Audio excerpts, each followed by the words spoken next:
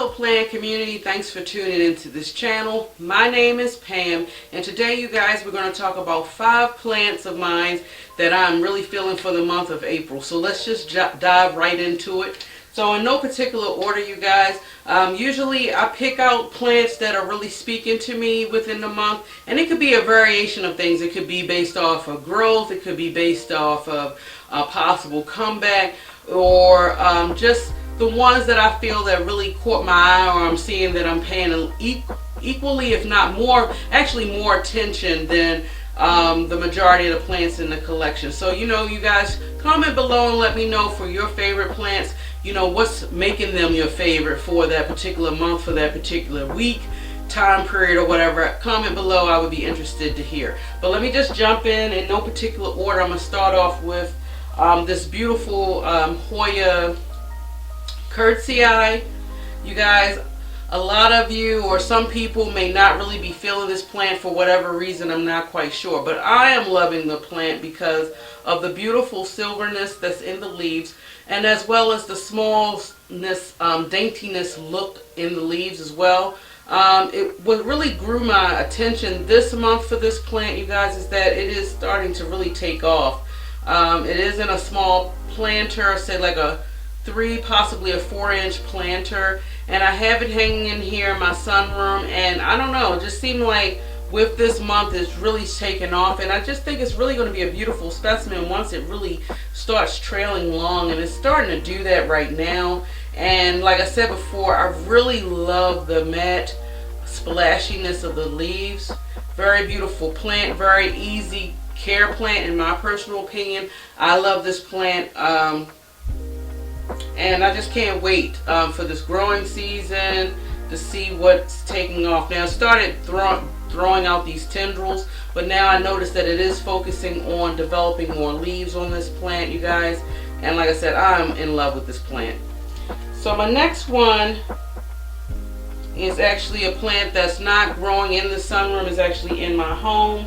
Well, actually, I think I have like 2 of those that falls into that categories. But anyway, let's just jump into it. And this is my my Anglanima Chocolate, you guys. It's really starting to grow for me, but I really love this plant. I really admire this plant because of this dark leaves. It kind of reminds me of a particular Calathea variety with the pink lines in it. But like I said, it's very easy care. I just love how the new growth right here is a new growth, how it comes in like with a subtle like pink hue to it, and then it gets a little dark as it goes on. Now this plant at one time, is my understanding, you guys, it was like a sought after plant, and it probably still is. This is a little bit more one of the plants that's a little bit more costly in my opinion as far as the Anglanima varieties, but I really do love this plant. And I don't know, I think it's because I have it in this kind of like an orange planter. For me, it kind of like plays off with the lines that's in the leaf, you know, the foliage itself. But very beautiful plant, very easy care. And you know, with some of my Anglanimas, I am struggling with them, and I don't know why. Some are not, is just drooping. I don't know if it's because I'm not giving it enough light, even though Anglanimas are known to adapt to any light environment that you do give it. But I do have a couple in my collection that where I may be struggling with it. But with this chocolate baby right here, it doesn't seem to be any issues with it, in my opinion. Out of my collection, like I said before, this Anglanima seems to be one of the easiest care that I have. It's several feet away from a window in my dining room area, and it still is pushing out growth. Now, I do know that for a fact that if I wanted it to promote or give me a little bit larger leaves like this down below, if I wanted this plant to give me larger leaves like this one below, I would have to give it a little bit more light. But like I said, I love the way that it's compact in this planter, and I don't know, it's just a beautiful plant. Y'all let me know what you think about this. My next one is an Alocasia, and I'm just jumping really into the Alocasia. So I don't have very many of them in my collection. I probably have just 2 right now, and I don't really want to venture out and get any more like finicky ones, so to speak, until I actually understand the care. But I think the way that I have both of these plants in the environment that I have it, I think I kind of understand the number one tip for alocasias, in my personal opinion, is just maintaining that water. And once you get them to where they need as far as the moisture that they need, I feel that they really can take off. But let me just show you guys the one that I am really loving, and this is my Alocasia, the dragon scale. And first of all, I love the plant because of the texture of the leaves, and look at the color of the leaves as well. I think it does an excellent natural play on shadowing. You guys, this is the latest leaf, and look at that juxtaposed to my face. This is the latest leaf, and what really draws me to this plant, you guys, is look at the beautiful backings on here. That line, the burgundy line, you know I love the burgundy black, but I think it plays very off well with the subtle, I guess, what's that, like a light green, pale green backing. But yeah, this, like I said, this is my latest leaf so far, and it's the biggest leaf, and I mean, like, look at that, it covers my entire hand. And I think what's really is a game changer for me is the fact that, I'm sorry, I'm actually seeing some, and it actually has some new growth coming out. You won't be able to see it, you guys, I don't think, but it's down here in the soil, and I can't tilt it over anymore. Like, you see that little green point is coming out. That's like a whole new plant. But I have it actually in this self-watering container, you guys, which I do believe is a game changer for this plant. So that way I don't have to worry about how often to water this plant. It kind of like just water itself. And I never changed the soil medium in here. It's a very, it's like slightly dense. They may have a little bit of perlite in here. I think a little bit of sand as well. And I think if I do, when I do actually change out the soil, I'm going to try my best to mimic what's actually going on. I haven't seen this plant decline in any way, you guys. And I mean, it's just loving life, you know, and I am really loving the way that it looks. Like I said, it's a very beautiful plant, even though I may have like a crispy tip here. And once again, this plant is growing in my sunroom where I have my humidifier right above me. I'm set at, really, be honest with you guys, at 45%. And right now I'm looking at my thermometer across from me, and right now the humidity in this room is at 44%, and I really haven't had any issues with this plant, so I'm really loving it and I'm excited about the growth. I hope right now it is showing 5 leaves. For me, I've been having this pattern where one leaf will die off before another one grows. I haven't gotten this plant to be past the 5 leaf mark, and I'm not sure if that's a common thing with Alocasia, but nonetheless, like I said, I really love this plant. It's so beautiful. Now my 4th plant is another Hoya. You guys, y'all know that I'm a Hoya head. I love Hoyas, and I'm actually wanting to add more Hoya into my collection and really just grow it out. But yeah, let me just jump in and show you this one. This plant right here is my Hoya Philodendron, and I'm really loving this plant. And you know what's so funny about this, you guys? I initially brought this plant because I thought it is kind of similar, but a more darker vein variety of the Hoya calistophylla. And when I brought this plant, this was actually cheaper than what the calistophylla was going for. You know, you guys, I love plants, but I will wait for the plant prices to come down before I go ahead and start like purchasing any more plants. Or, you know, I try to make sure the plants that I do buy is in my price range or as close to it as possible. I just can't right now. Not saying that I wouldn't do so in the future, but right now, currently, I just won't spend, I refuse to spend a certain amount of money for plants, if one can understand that. But anyway, the one reason why I have this plant as on my top list, you guys, because first of all, if you have this plant, you may actually understand. I love the feel of this plant. It feels like hard, stiff cardboard, but you guys, the leaf on here is so beautiful. Look at the veination on the leaves. I'm not quite sure if the camera is picking it up. Like right now, from the distance where I'm holding it at, from my face with the way the sun is hitting it, it has like very x-ray veination going on. in this plant. I don't know, can y'all see that? And the structure of it is the leaf edge is very like jagged, like smooth and jaggedy. Jaggedy, if that's such a word, right?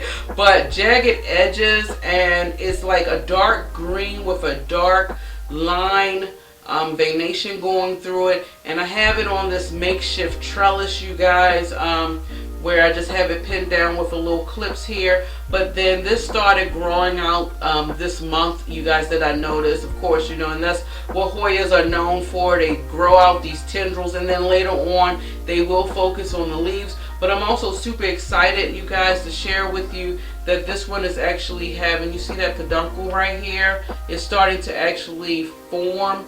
And this will be the first time, you guys, that I actually had my Philodendron to bloom. So I'm super excited to see what the blooms will look like. I'm keeping my fingers crossed that the bloom will actually develop, because with some of my Hoyas, like with my fungi is one that I've noticed, it will start to produce peduncles and it will bud up, but the bloom itself will not produce. They will actually fall off before they actually fully produce.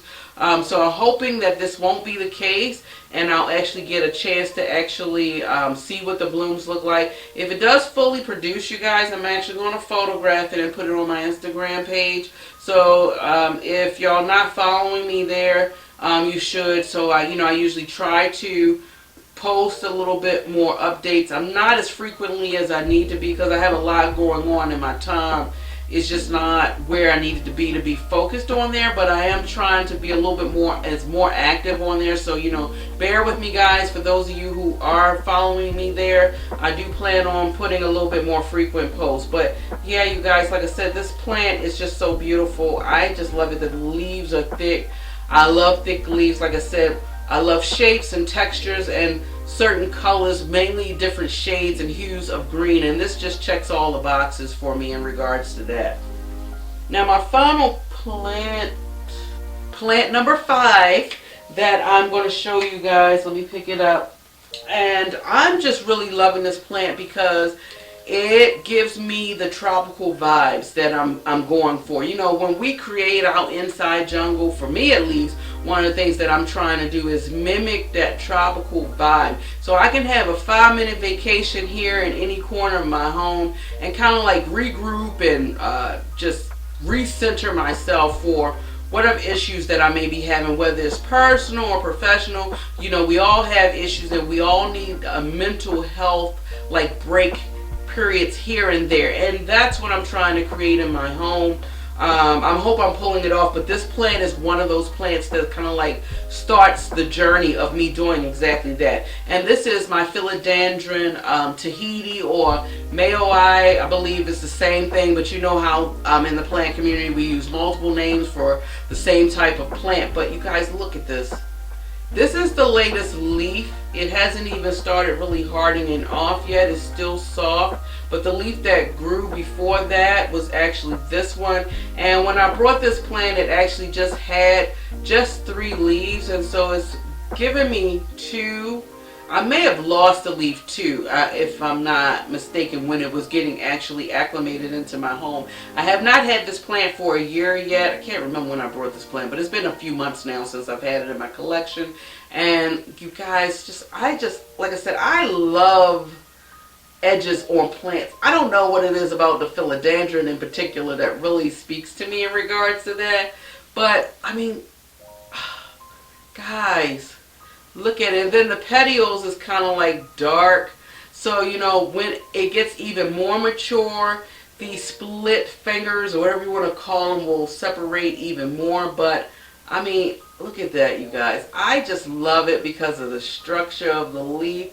But if you look at it like with this leaf right here, you can kind of see it starting to mature because the splits are getting a little bit more pronounced, I think, in my personal opinion. But you guys, look at that. Couldn't you just envision yourself like in a hammock, just laying underneath of something that looks like this, sipping your favorite cool beverage and just taking in the scenery? I mean, this is just one of it, and I can really look at this plant and, like I said, get away and have a mental break for 5 minutes, because sometimes that's all you need.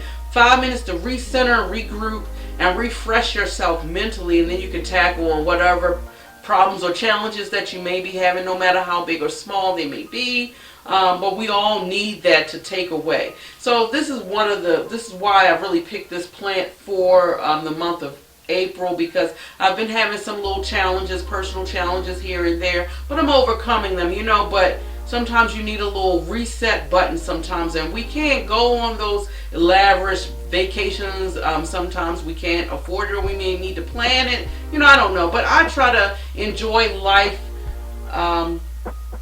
Enjoy life's simple pleasures, and that's what these plants have done for me in this month of April. So y'all guys, y'all comment below here. Let me know any plants in your collection that's kind of like giving you that satisfaction that you need, that de-stressor, so to speak. Anything, you know, whatever been in your favorite collection, the favorite top plants in your collection, let me know, comment below. But this pretty much wraps it up for this video, you guys. Please keep in mind, if you love foliage as much as I do, you love listening to planty things, doing planty things, watching planty chores, then hang around, you guys. I'm trying to bring more content, more enjoyable content, more valuable content. That's what I want to do in this channel, and grow this plant community. Push those thumbs up, you know, share as well, comment. Any support you guys can give me, I truly appreciate it, and I am so glad that each and every last one of you is following me through this planting journey. I couldn't even do it or have the amount of supporters that I have.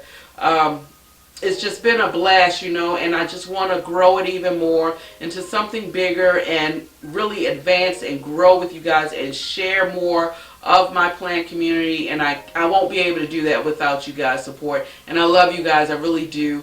Enjoy your day wherever you are in the world, you guys, and until next time, much love. I'll see y'all later, okay? Thank you so much for hanging in there with me. Bye.